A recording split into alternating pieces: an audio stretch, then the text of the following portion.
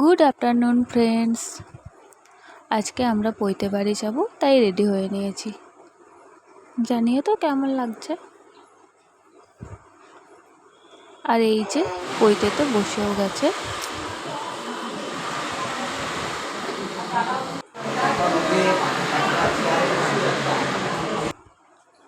আর আমার মেয়েটা জানো এত লোকের মাঝখানে খুব কান্নাকাটি করছিল। আর দেখো এই পুচকিটা কি সুন্দর ফ্যানের হাওয়ায় চুপটি করে বসে আছে। তারপরে আমার প্রচণ্ড জল তেষ্টা পেয়েছিল, তো ভাবলাম যে একটু জুস খেয়ে নিই, তো সেটাই খেয়ে নিলাম। আরও ছিল দই বড়া, তো দই বড়া আমি খাই না, তাই খাইনি।